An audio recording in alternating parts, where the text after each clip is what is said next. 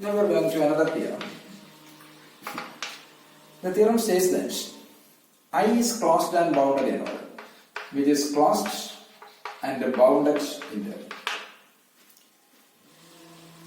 F from I to R be a continuous function. F from I to R be a continuous function on I. Then we define f of I. F of I equals set of all x fallen I or set of all f of x. F of x where x fallen I is a closed bounded interval. Is a closed and bounded interval. That is, if I is a closed and bounded interval, f is continuous on I, then f of I is closed and bounded. The conclusion of the summary of this theorem is, summary of the statement is, if I is a closed and bounded interval, f is a continuous function on I, then f of I is closed and bounded. Agreed? So that is the requirement. How to prove this one? What is f? I is a closed and bounded interval. Given I is closed and bounded. Bounded interval. Since I is bounded, it has maximum, so it has the supremum and infimum or domain. And f from I to or f is continuous on I. F is continuous on I. So this implies f of I is bounded. This is already proved. F of I is bounded. The continuous image of a bounded interval is bounded. Okay. Now to prove this f of I is closed, that is what remains here. So far, since f of I is bounded, it has both the supremum and infimum. Okay. So let m small m is infimum of f of I and capital M is supremum of f of I. Since f of I is bounded, it has both supremum and infimum. So let small m is infimum of f of I and capital M is supremum of f of I. So this implies, that means, so f of I is a part of closed interval m and e. Okay, so this is simple. Mark it as 1. Small m is infimum of f of I, capital M is supremum of f of I. Then from here, clearly f of I is a part of small m and interclosed m. Okay. Now again,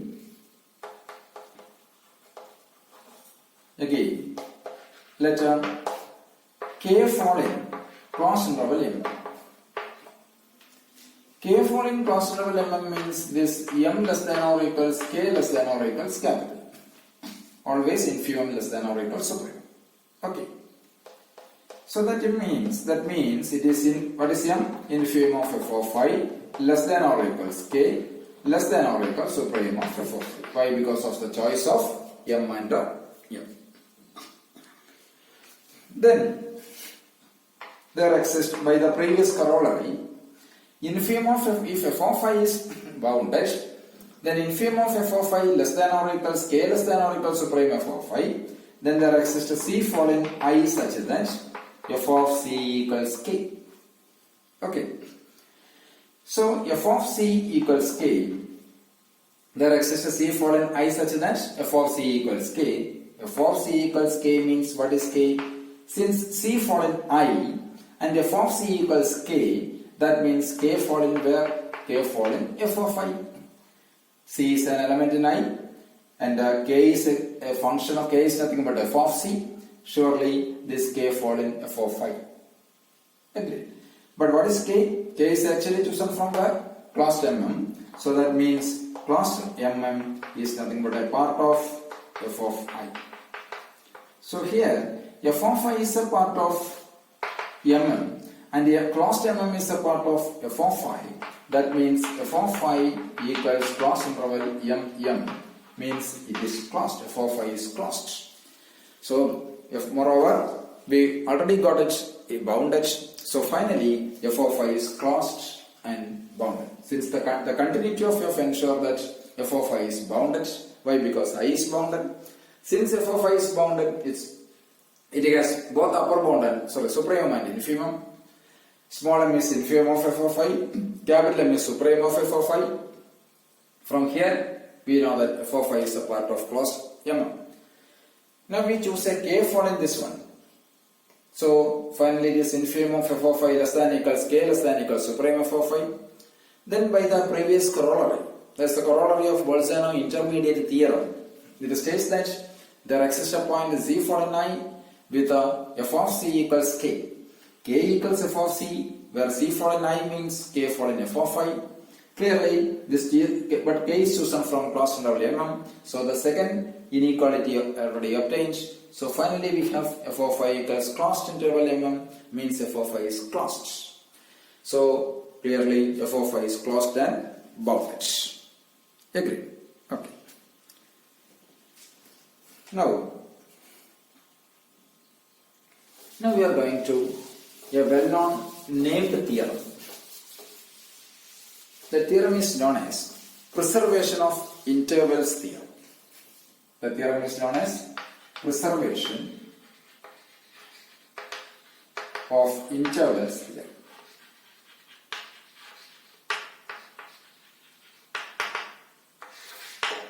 Preservation of intervals theorem.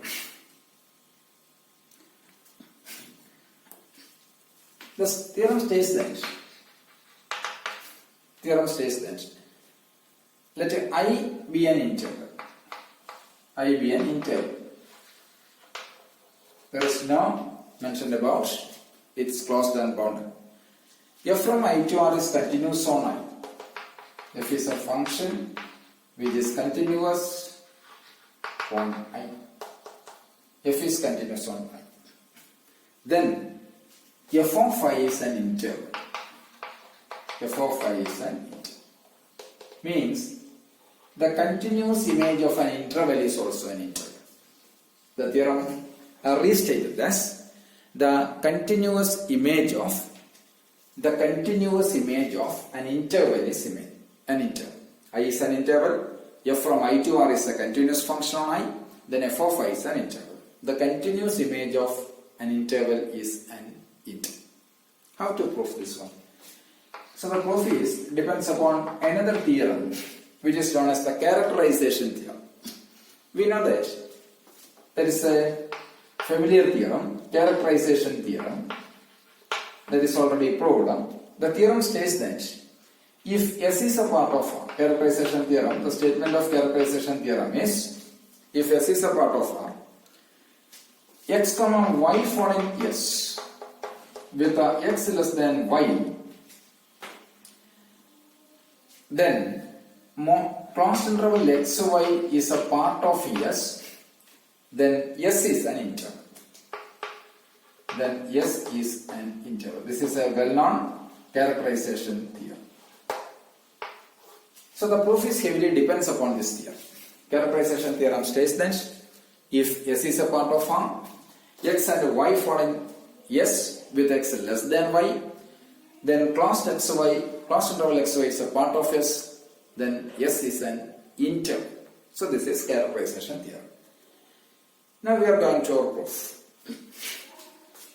To prove f of I is an interval, so we can choose letter alpha and beta fall in f of I. Alpha and beta fall in f of I with alpha less than beta.